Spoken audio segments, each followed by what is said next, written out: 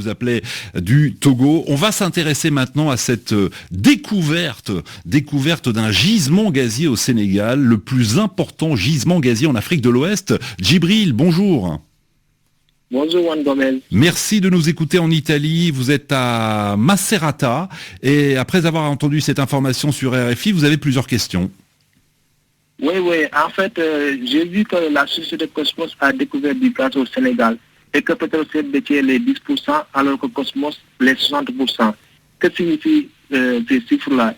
Et si le Sénégal pourra-t-il profiter de sa ressource? Et que peuvent être les retombées de cette découverte? Alors effectivement, c'est une entreprise américaine qui a découvert ce gisement gazier. C'est elle qui a la majorité, 60% si mes chiffres sont bons, dans le consortium. Et bon, la société des pétroles du Sénégal n'a que 10%. Fabien Hoffner, bonjour. Bonjour. Merci d'être avec nous. Vous êtes l'un des correspondants d'RFI au Sénégal. Un important gisement découvert au Sénégal, actualité évidemment très importante. Le gouvernement sur place a salué cette découverte. Des réserves estimées, tenez-vous bien, à 450 milliards de mètres cubes. Quelles peuvent être leurs retombées pour le pays ? Oui, on se pose beaucoup de questions car tout cela est nouveau pour le Sénégal. Le Sénégal dont les principaux moteurs de l'économie sont traditionnellement la pêche d'un côté et le tourisme. Alors pour le moment, on ne sait pas trop si on doit se réjouir ou s'inquiéter de ces découvertes, semble-t-il effectivement très importantes.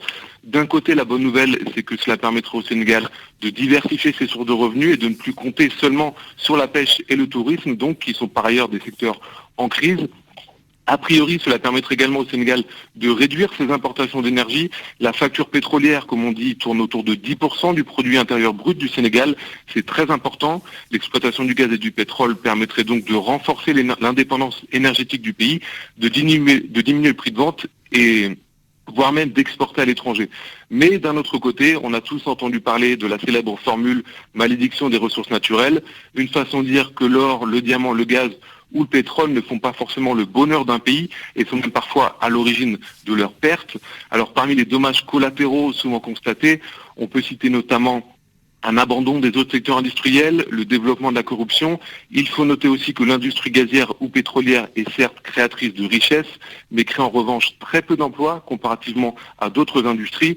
En tout cas, si l'on prend l'exemple des 3 premiers pays producteurs de pétrole en Afrique, que sont le Nigeria, l'Angola et l'Algérie, ce sont des pays où le pétrole n'a pas vraiment contribué à la réduction des inégalités, voire même les a encouragées. Alors au Sénégal, la principale expérience dans le domaine minier jusqu'à présent, c'est celle de l'or et elle n'est pas franchement concluante. Plusieurs fois, des ONG et des médias ont montré que l'exploitation de l'or ne bénéficiait pas assez à l'État et aux populations, sans compter évidemment les dommages environnementaux et sociaux. Alors Fabien Hoffner, ne raccrochez pas, on va vous retrouver avec Djibril juste après le journal car il est intéressant de voir quelles sont maintenant les marges de manœuvre d'un État comme le Sénégal vis-à-vis des